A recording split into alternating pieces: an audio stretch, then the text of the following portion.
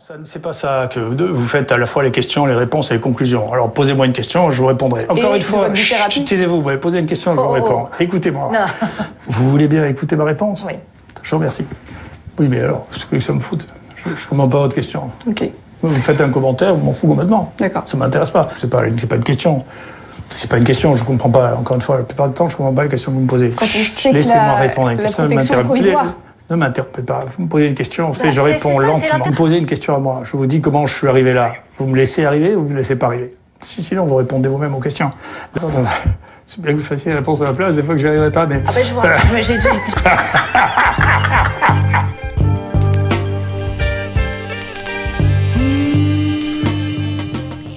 Ça dépasse bien le Lancet-Gate. Lancet-Gate, c'est un symptôme qui est tellement comique que finalement, on dirait les pieds niqués font de la science. C'est pas raisonnable. Il y a quatre personnes qui n'ont rien à voir avec le chant, qui ont embarqué ce malheureux Suisse dont on ne sait pas ce qu'il fait dans cette affaire. Une fille qui apparaît comme étant une star érotique, si vous voulez, un type qui n'est pas compétent dans ce domaine-là, qui envoie un papier sans aucune donnée d'éthique, sans aucune donnée sur ses sources, sans aucune donnée pratique, dont on voit tout de suite que c'est faux. Quand vous avez des médecins qui viennent et vous exposez en disant c'est n'importe quoi ce que dit le professeur Raoult, et qui ont touché 50 000 € sur les dernières années pour travailler pour le laboratoire qui sortait un médicament concurrent, je trouve que c'est un problème. Voilà. Parce que c'est des infos que nous n'avons pas. Parce que nous, on le découvre, ça. Non, vous ne le découvrez pas. C'est une personne qui a été invitée sur tous les plateaux. Ah bon? Voilà. Bah oui, bien sûr. Voilà. Alors, c'est pas clair pour moi. Mais non, mais vous savez pas. Oui, mais il faut vérifier. Il faut vérifier.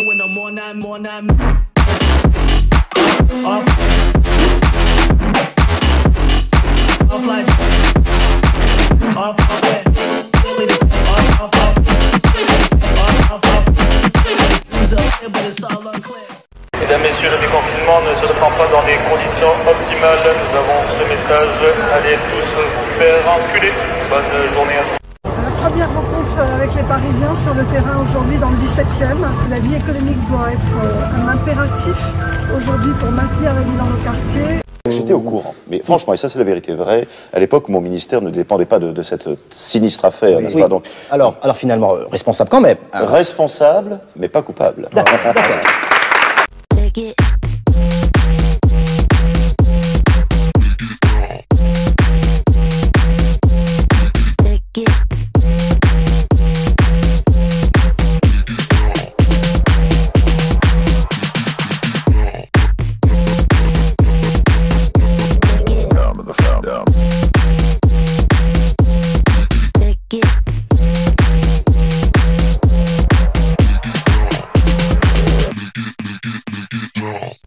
C'est une hausse historique.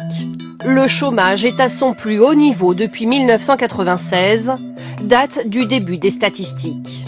Plus 22,6% au mois d'avril. Après 68, la décision a été prise, et c'est un des fondements du néolibéralisme, d'organiser le chômage. C'est ça qu'il faut comprendre. Le chômage est un mécanisme volontairement organisé par les classes dominantes pour écraser le monde du travail. Les chefs d'entreprise, les syndicats, les associations demandent la régularisation. Pourquoi il faut régulariser les sans-papiers? Je peux ni être au travail, ni être dans un parc. J'ai vraiment l'impression qu'on est punis, en fait. Les Parisiens, on est punis, on peut rien faire.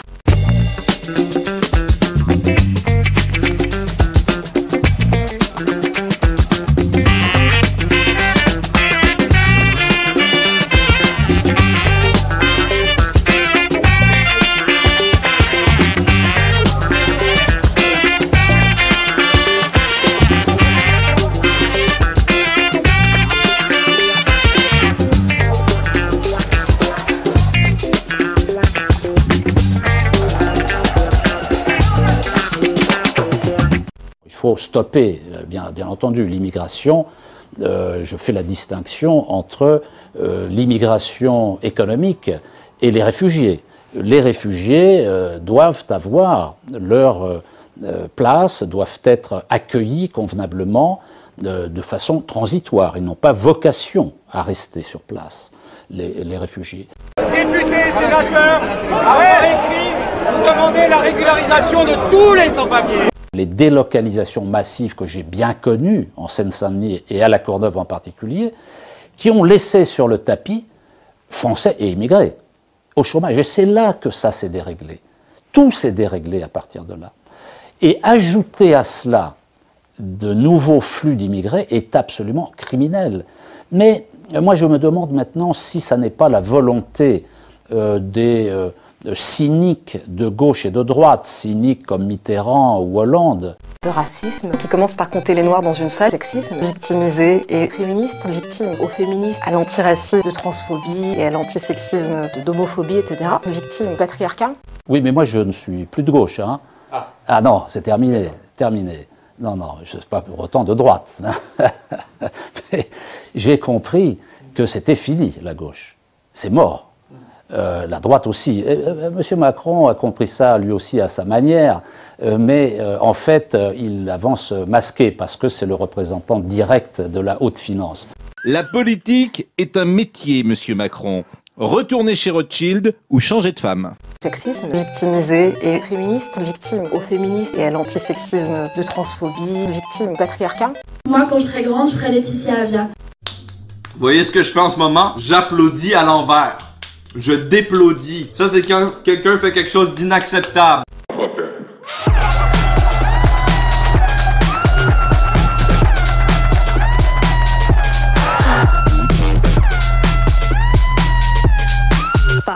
Mais comme la gauche a été écrasée intellectuellement et qu'elle a abandonné toute idée de souveraineté nationale, elle considère que les frontières ne servent à rien et que tout doit être ouvert et que tout le monde peut venir. On voit les dégâts provoqués par cette situation à gauche. Et c'est une des raisons qui m'ont conduit à renoncer à cette qualification. Je pense que la gauche est arrivée au bout de son histoire. Gérard Collomb qui attendait, qui regardait avec beaucoup d'intensité Emmanuel Macron, que l'on voit très ému. Ils échangent le mot. Très ému, Gérard Collomb, regardez. Voilà. Qui aurait cru, il y a encore 10 ans, que ce poids lourd du socialisme aurait penché à droite? Pas grand monde. Plutôt que de dire Raoult a dit ceci, Raoult a dit cela, monsieur Geoffrin. C'est la province. On est là pour vous. Professeur est champion. Vous êtes une bombe continue. Vous êtes au top, hein, chef. Ah, vous êtes le meilleur. Il est là, le meilleur.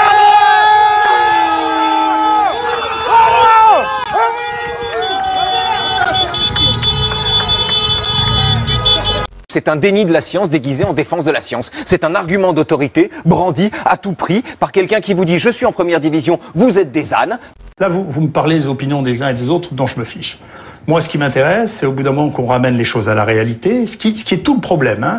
Moi, je parle de la réalité, je parle en face de gens qui parlent chez vous, qui sont complètement déconnectés de la réalité pour dire « mais vous savez, on doit faire ceci, on doit faire cela ». Ils savent même pas, depuis quand ces règles sont appliquées, ni qui les critique, ni qui y pense. Par un histrion qui se prend pour une star, qui a une tête de druide, qui se décrit comme en première division face à des ignares, et qui ensuite raconte n'importe quoi. Je pense que ce serait vraiment formidable, les médias, si vous demandiez aux gens, vous parlez d'un sujet, est-ce que vous le connaissez? Parce que ça changera complètement la face des choses. Pardonnez-moi, c'est la question. Si Raoult a raison, vous êtes en difficulté. Mais c'est tous. Mais vous... il roule un Tesla. Il roule pas un Mercedes, celui-là. Ça, c'est vrai. Merci pour tout. Hein. Merci pour tout. Merci, merci mille fois. On gagnerait beaucoup dans ce débat à rester sur de la médecine, et si les personnes qui prenaient la parole sur le sujet pouvaient, décliner leur conflit d'intérêts éventuel. Mais vous vous rendez compte de ce que vous voulez dire? Si Raoult a raison, vous êtes en difficulté. Bien sûr. Pas une question. L'OMS est en difficulté. L'OMS est en difficulté. Le Haut Conseil des médecins. Je suis désolé, il y a raison ou tort. Est-ce que ça marche ou est-ce que ça marche pas? Il n'y a pas de raison ou tort. C'est pas est-ce que ça marche ou est-ce que ça marche pas. On ne le saura jamais.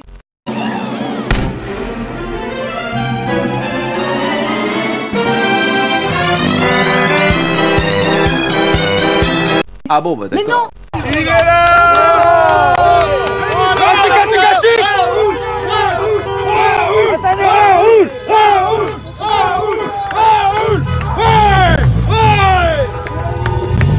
Qui sont sont exactement les gens? Parce que quand on porte des accusations, il faut évidemment les étayer, sinon c'est très grave pour l'honorabilité des praticiens.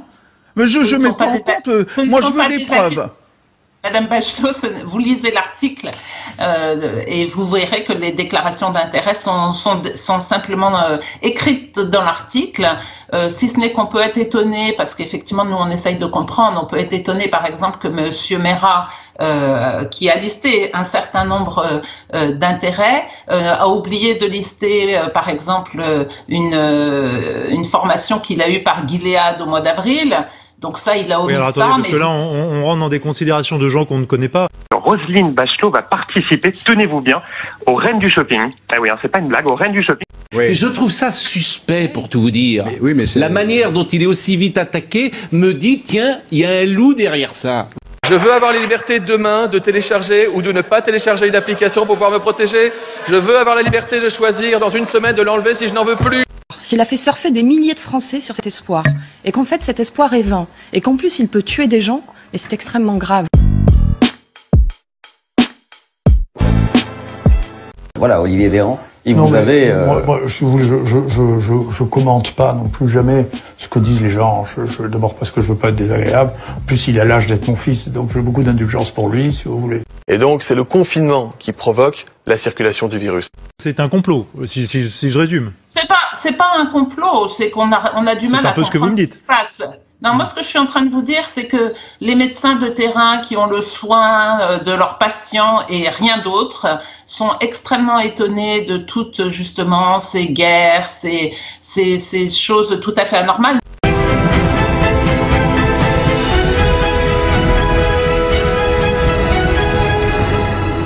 Voilà, selon les estimations de l'Institut Harris Interactive, les deux qualifiés pour le second tour de la présidentielle. Et qu'une société déstructurée est plus facilement malléable.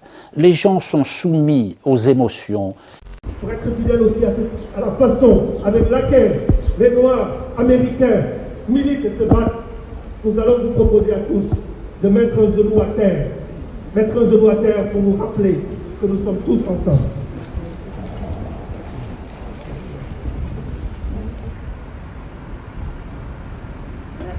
Merci, vous pouvez vous applaudir. Ils sont soumis à la peur. Et quand vous avez des gens qui frémissent au moindre coup de vent, il est facile de les dominer. Pour Donald Trump, ces manifestants parfois violents ne sont pas des citoyens ordinaires, mais des militants d'extrême gauche, des anarchistes voulant nuire à la démocratie. Sur Twitter, il déclare désormais vouloir inscrire les antifascistes sur la liste des organisations terroristes. Désormais, plus de 4 500 000 personnes n'exercent aucune activité en France. C'est, tenez-vous bien, 843 000 chômeurs supplémentaires par rapport au mois de mars. De se dire, plutôt qu'il y en ait 20% qui perdent leur emploi, on va pendant quelques temps baisser le temps de travail et donc la rémunération.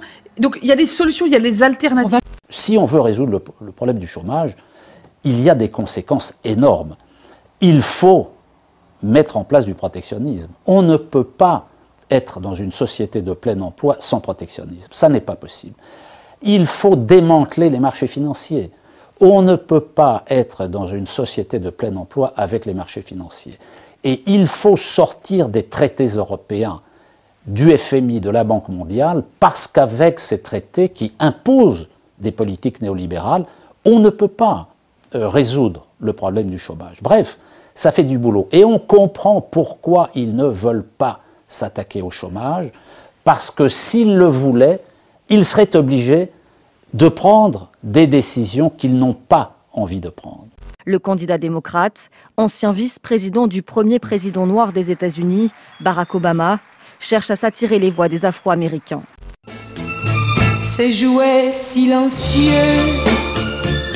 traînent dans le salon et j'ai des larmes aux yeux en murmurant son nom. Désormais rien, plus rien ne peut me consoler, ni même un être humain, ni tout le monde entier. Ce monde où la folie frappe les innocents, sans pitié, sans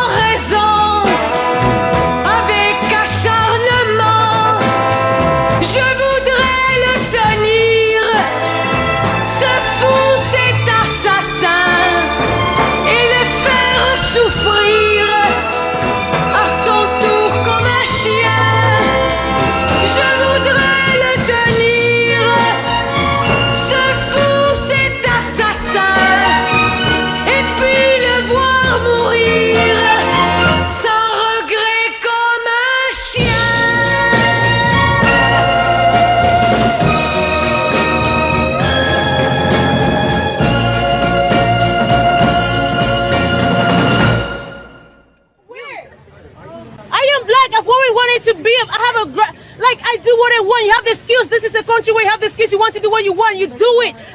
Stop forcing on people to accept that they're oppressed. They are not. I am not oppressed. I am black. Stop making people accept that they're oppressed. You're forcing a rhetoric into your minds, which is not true. You guys are wasting everybody's time. Okay? Black more than any race. Where's the Black Lives Matter? People kill in their community. Where's the Black Lives Matter?